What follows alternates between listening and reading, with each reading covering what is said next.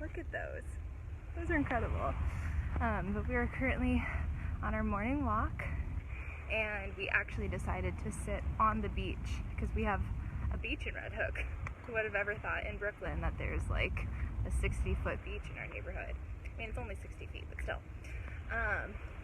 Anyways, I've been finding a lot this summer that I'm really being called to coastal life, being near the water, being able to just have that as my all year round reality, instead of, ooh, bumblebee, instead of just being getting to enjoy it around the summertime. I really feel this deep desire in my heart, and that's how I know when it feels that blissful way, when it feels that effortless, no shadow of a doubt, hell yes feeling.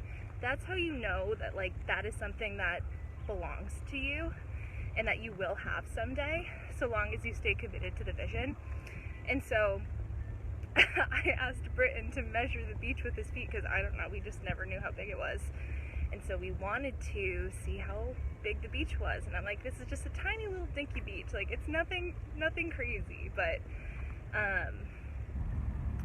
we realized it was 60 feet. He did the whole step thing to count it. All of this to say, there are glimmers of the things that you want in your life, the things that you want so badly.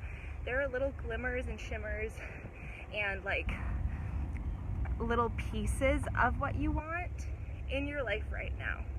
Even if it doesn't look like it, even if it doesn't feel like the way that you want your life to be, it's present somewhere in your reality, and it's begging you to give gratitude to it.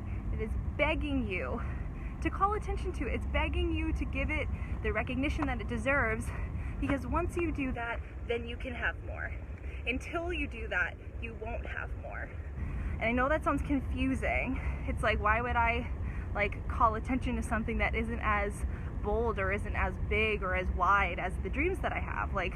Shouldn't I wait until I have this crazy amazing thing to call attention to it? But that's actually the opposite.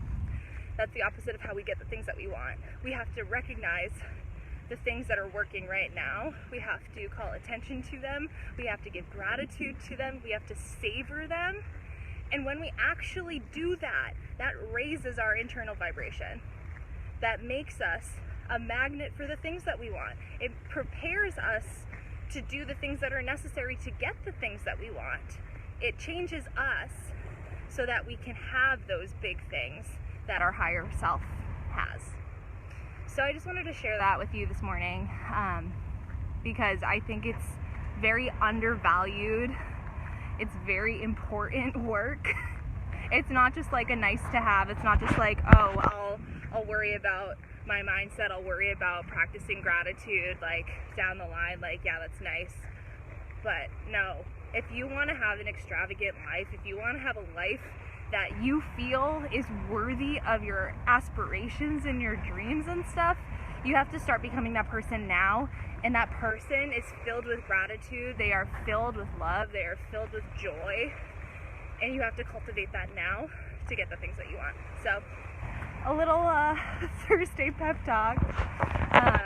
And the reason why I share this is because this is a constant practice for me, and I've seen extreme shifts in my life ever since adopting this mindset, this approach to life, where I am radically grateful for the things I have now, and my life has changed. And I've done the same things for my clients. I've given them these tools. I've given them these strategies of how do you get from where you are now to where you want to go in a way that feels good and doesn't drain you. It starts with gratitude and joy. So, happy Thursday.